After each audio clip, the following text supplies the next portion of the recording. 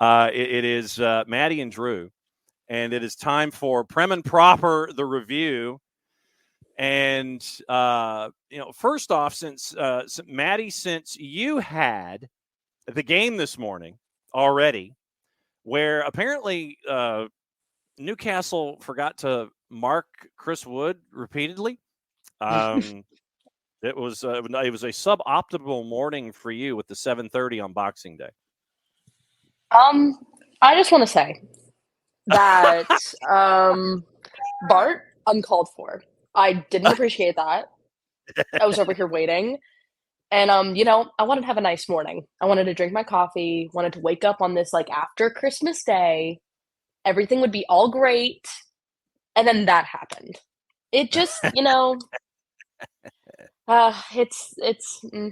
is what it is. There's not much you can really do about it. I just you would think that after everything that would have happened that we would have some structure. The answer is no. I have no idea what is happening. We just look so not together. We are just playing so oh my gosh, it's so I don't even have words. So Drew, so she loses 3-1 to Nottingham Forest. But the thing about Newcastle is that they could have a starting 11 and an all injured starting 11. Mm-hmm. That's how things are currently structured right now for Newcastle. But Drew, we mentioned this morning in hour number one about the exclusive in the Telegraph. And when you have Ducker and James Ducker writing a story for the Telegraph, it's big news anyway. But then when you have Ducker and White, when you have more than one Telegraph reporter in a story that they call an exclusive, it's some heavy duty ish. And apparently now the thought about Manchester United is that they should come up with New Trafford instead of Old Trafford and just go ahead and build a new stadium and not renovate the old one. And that's what they're seriously considering as one of their options, although they'd have to probably reroute some water and do some things if they don't have the land to make it happen. New Trafford, a possibility for you now? I don't take much into stories like that have come out, so quick. I mean, Ratcliffe, the announcement was, not even 72 hours ago, and here we are bulldozing Old Trafford. I would think that the Manchester United Support Trust will have something to say about bulldozing such an artifact, such a gem that has been in place for such a long time. But look, we talked about it before. You got fans walking through the aisles or walking through the concessions and cement boulders falling down, landing on people. You've got leaks in the building falling through while people are trying to watch games. But back to the topic at hand here. He only put in about £300 million for new infrastructure for Old Trafford and for Carrington. So unless we're going to more debt is on the way, more investors are on the way to help bulldoze Old Trafford, I don't see where the money's going to come from for that. So that's my opinion. Like I said, such stories that come out so fast, whether or not who writes them, to me, I've learned along the way, let's hold your britches here. Let's cool your jets a little bit, and let's Ratcliffe. Let's let him have at least 2 months in to see what the infrastructure in the club is all about. No, that's not allowed, sir. We're supposed to have reactionary thoughts, Maddie. Each and every single time that a topic comes up, we're supposed to be instantaneously reactionary. Yeah, I know. What the heck? We're all supposed to be Macaulay Culkin running through the house in Home Alone when he realizes he's left here. I mean, seriously. But but no, Maddie, to your earlier point, I think that you legitimately could have an all-injured starting 11 and a starting 11 that continues to get injured all the way. I think you have more injured players right now at Newcastle than you do actual healthy ones. You're trying to bring Alan Shearer out of retirement to make sure that he can put in a couple of minutes. Honestly, at this point, I think even then it'd be a lot better than how we're playing now. It sucks because you have just the amount of injuries that have just been plaguing Newcastle. But even then too, it's yes, you have the injured starting 11, then you also have the starting 11 that's on the pitch right now. you have talented players still that are in that 11, and it's just something's not happening. Like, something's not clicking. They're not defending well. I mean, Chris Wood, credit to him, by the way. He had a phenomenal game. Jesus. Oh, my goodness. Oh, my Lord. Like, you would think after the first goal that we would, maybe try to defend against him. No. They just were like, oh, you can have the ball. It's fine. They just gave it to him. It was a late Christmas gift. It was a all right. So let's play role reversal here. All right. So Drew, you are Eddie Howe. And I'm going to ask the same thing of Maddie, that Maddie gets to be Erik ten Hag in a second. But Drew, you are Eddie Howe.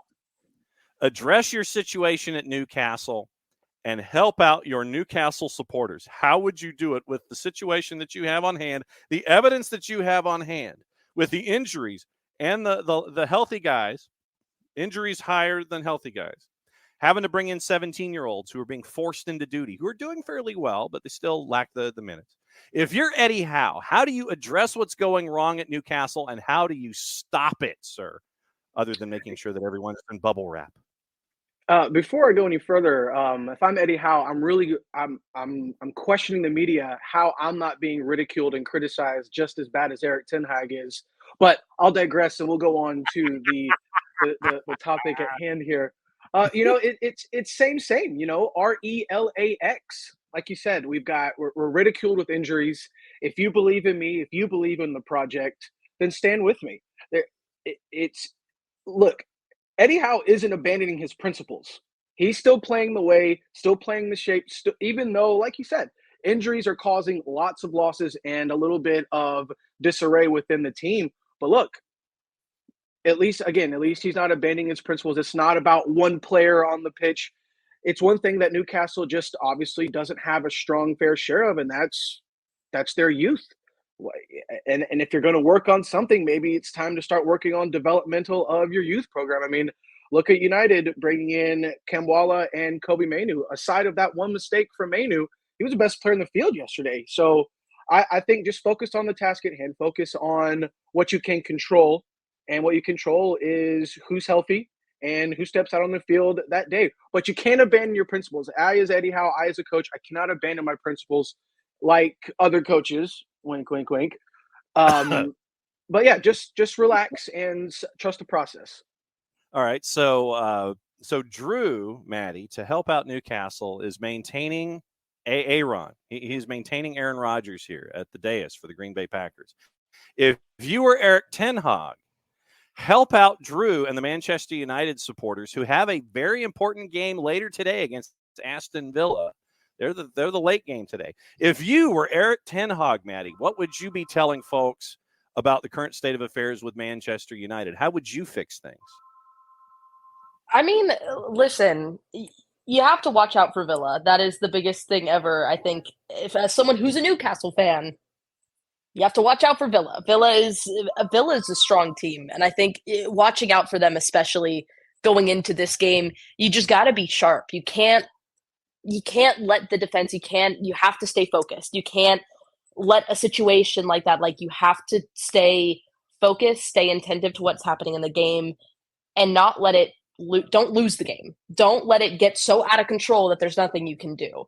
Because, I mean, especially from the past couple games, just looking at the way Manchester United has been playing, they have the loss against Bournemouth, and they have the game against Brighton, and then they also have the game against Liverpool where they tied it 0-0, and then you got West Ham where they lost 2-0. You got to go into it, and you have to take all of those results out of the way, go into it, and focus on this game and focus on securing a win. All right. So then, Drew, what did you think of Maddie as Erik ten Hag? What did you think of the advice? Just to make sure, take it a game at a time, focus on Villa, don't get too far ahead of things. Maddie as Erik ten Hag, what did you think? Yeah, but I would also advise Erik ten Hag to kind of relinquish his obsession with his midfield setup. It's once again, and John and I, we all talked about it. I talked about it on the 3D this past week. You abandon your principles and You do everything in one game to focus on one man. And for some reason, Ten Hag still has an obsession with Scott McTominay. We got United has one win in the last 7. It's the longest streak ever without a goal, over 7 hours. Say that again, 7 hours without a goal. You have your wingers in Antony and Garnacho, who combined in the last 5 games have 11 passes to your striker, $70 million in the offseason, 20-year-old Rasmus Højlund, who thrives off of service. I think Ten Hag needs to figure out a way to get back to his principles and figure out a way to protect the young kids who you bring out on the field. All right. Maddie, what do you think about festive fixtures in general? I mean, it's great for those of us who have nothing better to do between Christmas Day and New Year's Day to watch 3 matches in 7 days or something, to where players are being run into the ground. And this is where the teams at the bottom of the table always seem to jump up and bite the teams at the top. It's somewhere in festive fixtures. It could be at the beginning. It's either that first match or the last match, where the team at the bottom of the table, and this time we've already seen it with Luton. Luton's getting numbers up there. What do you think about festive fixtures in general? What concerns you the most, and what do you enjoy about festive fixtures the most? Ooh, I love it. I love it because, again, it's after Christmas, and you have all the NFL games that happen on Christmas. You also have all of that Never stuff. heard of the NFL. I have no idea what you're talking about. NFL. I have no idea. What's that? I don't know. I love getting to kind of sit down on like the 26th and the 27th, like just getting to watch some Premier League. It's great. I as a fan, I love it. As a fan, I just love watching soccer. So it's so fun for me. But definitely as a fan of Newcastle and other teams as well, I mean, it's kind of like you said, John, these teams kind of in the bottom of the rankings get the chance to kind of, make their mark and get to kind of show, how you have people still kind of thinking about the games last weekend, thinking about that. And then, they have some tired legs, and then going into, you're immediately playing a game in less than 3 to 4 days. It's having that rest. And I think that's where you get those teams kind of at the bottom of that leaderboard, kind of jumping up and getting a hand on in those other teams. I mean, it's fun though. It's fun soccer. It's a lot of fun. Especially, it's not fun when Newcastle loses 3-1, but it's fun getting to watch other teams play and get to see that. Because if I don't have a team to root for, I'm rooting for the underdog. That's just kind of a thing that I do. I just think it's fun, but I love it. I think it's so fun, and I'm so happy that we get to do it. So. All right. So, and Drew, I know that we're at the end of your hit and run here. So your last thoughts, A, on festive fixtures, and B, anything else on your mind before you go? Festive fixtures, it's kind of just like what Maddie said. For me, you look at it on the fan perspective. A lot of times during the season, you're working and you don't have any time to bring the family to, out to the park to watch your favorite team, or just to have a family night out, family day out. Now with the festive fixtures, there's so many, within this 10-day period. I mean, there's 10 games just this weekend alone. And it's got to be nice for the people who aren't even able to get out, or the people here in America who never get a chance to relax, sit back and watch it because they're working. Now you have the holiday season off, and you get your chance to catch up, relax. But I also like what Maddie said as far as the rest and relaxation period. It's a grind. It's a grind for the boys. It's a grind for the coaches. It's a grind for the staff. So it's where that mentality comes in. Are you mentally strong enough to play, 180 minutes in a 5-day span, or 3 games in a 5-day span? It boils down to really is what you're made of. All right, cut the promo for me before you go. What else is what's going on in the world of the 3D? Well, I tell you what, it's after watching the West Ham game a couple days ago, it's very obvious that this project isn't working. Dead last in the league in chances created, and you just look at the attacking core that United has. It's unbelievable to have a stat like that when you have a maestro and Bruno Fernandes, who, mind you, is most of the time being pushed out of position to accommodate Scott McTominay. But I digress. I once again, if when that lineup gets pushed out and you see that midfield three with the double 10 of McTominay and Bruno, it's just going to be another long afternoon. And I think it's about time to figure out a way to implant Marcus Rashford back into this starting lineup. Remember, Hojlund, the only time he scored has been in the Champions League, and most of those assists came from the right from Marcus Rashford crossing, because we all know Anthony does not know how to use his right foot. At Dickinson JR18 on the 280 character app. We get to hear him as a part of Prem and Proper on a weekly basis. And when emergencies happen, Drew breaks the glass and lets everybody know what's going on with Sir Jim Ratcliffe and everything at Manchester United. Drew, my friend, thanks for hanging out with us. We know you have to get back to the real world. We'll catch up with you soon. Thank you, guys.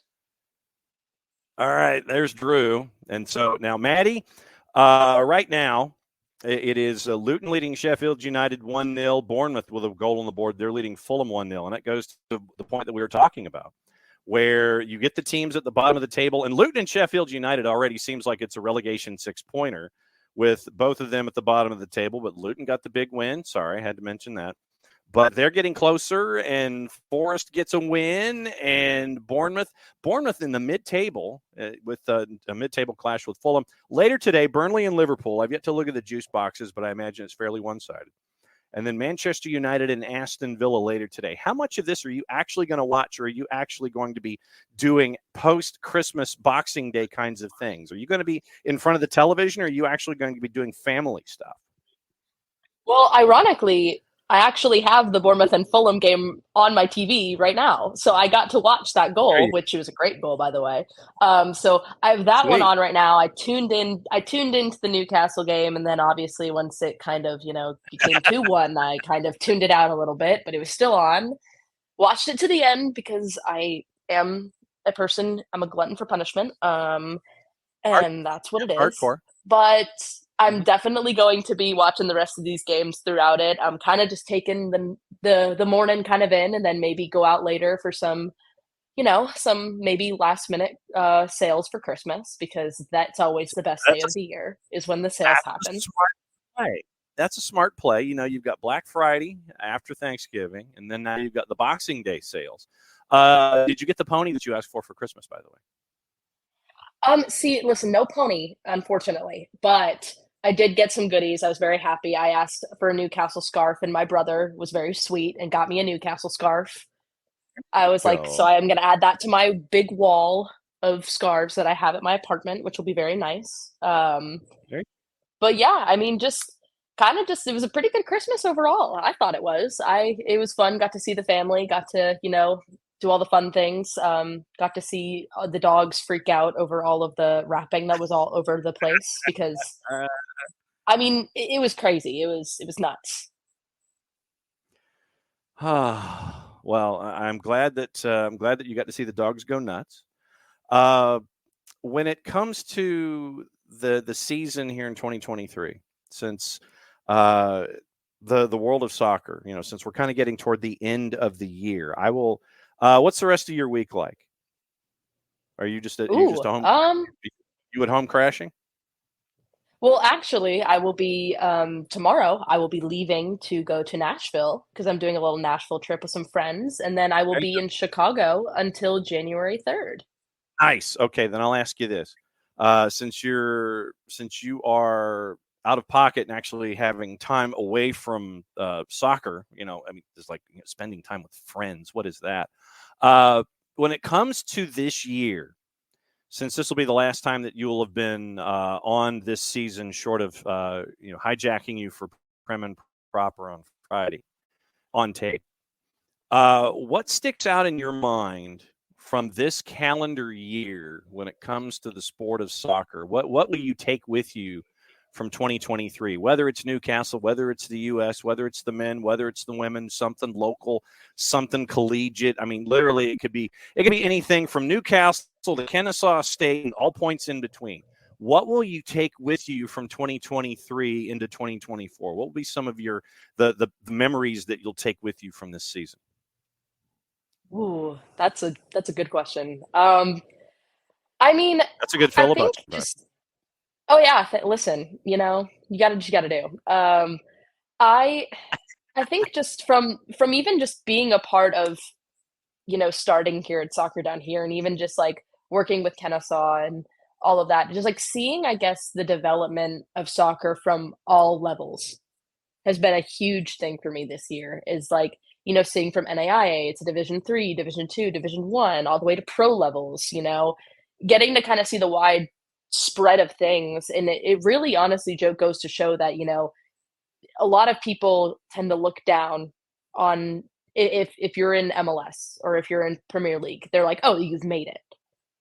Not necessarily. These other leagues, there's these other places where, like just because, they're Division 3, just because they're NAIA, just because they're Division 2, that doesn't mean that they don't play a competitive, fun game of soccer. And I think it goes for that, and then it also goes, I mean, at least just from like developing in women's soccer in that standpoint too, just of how well everything has been developing this year and so much breakthrough that has been happening. I mean, we had our first um, lead ref who was a woman in Premier League just I believe this Yep. past weekend, which is crazy. Yep. Like that's amazing. And so it's so fun getting to kind of see that kind of breakthrough too, and getting to see all of that. And so this year it was crazy, but I'm so happy with kind of how the development has been for all of these different places happening in the world of soccer. It's great to see as someone who's kind of trying to, you know, dip their foot in there a little bit. It's fun. It's great to see. Yeah, let's see. It's been Kennesaw, it's been Oglethorpe, you've been Newcastle, you've been staring at a bunch of other things, but yeah, having a female center ref, it took too damn long. That's the best way to phrase it. Is that it took too damn long, and we're going to have, I think, the first time in 15 years, I think we're going to have our first black center ref as well coming up here in Festive Fixtures. Once again, it took too damn long. All right, so go enjoy your Boxing Day sales. One more question that has nothing to do with soccer. It has to do with American football. Okay. Ooh. Travis Kelce, Taylor Swift. What do you think? Well, see, listen, I am a Taylor Swift fan. I am unfortunately not a Chiefs fan. I am a Philadelphia Eagles fan because of all the Georgia players. I will say this till the day I die. Kelce.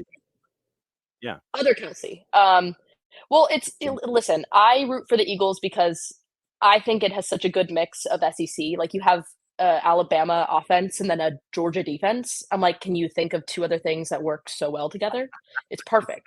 Anyway, that's not the point. But listen, like I personally don't care. I like Taylor Swift. I like listening to her a lot. She was my top artist on Spotify this year because I am a Swiftie. I'll make it very clear. I didn't know it was happening, and then it kind of like a friend of mine sent it to me. She was like, "This is like best of both worlds for you. This is like sports plus, Taylor Swift. Like, what do you think?" And I'm like, if they're happy and it's not a PR stunt, then they can do what they want to do. I don't care either way. I just it was so funny though because people will always be like, why is the NFL showing so much of Taylor Swift on like Sunday Night Football? I'm like, A, it's Taylor Swift, and B, also, it's money. It's cha-ching. You're opening They're trying to get all the people in to watch it. Yes, and I'm also like, and it's no different than like Kim Kardashian going to an LAFC game. It's no different, or going to the Miami game. She was there at the game when Messi was there for the first time. Like it's no different. Like you have these celebrities that come, they're always going to be posted all over the place. So. But I don't personally hate it. If that's fine with them, they can do them. But I don't know. I've heard that it might be a PR stunt, and I wouldn't be shocked if it was. But I have no idea. If it's a work, it's a hell of a work so far, and I'm for it because I get why networks are showing all the Taylor Swift cutaways because you're opening yourself up to an entirely different audience, and the fact that she's in the box with Travis Kelce's mom, and she's dropping colorful metaphors when things go wrong, and is hopping up and down and saying colorful metaphors when things go well for her boyfriend, I guess, is what you call it. I'm all for it. I don't mind because I get it.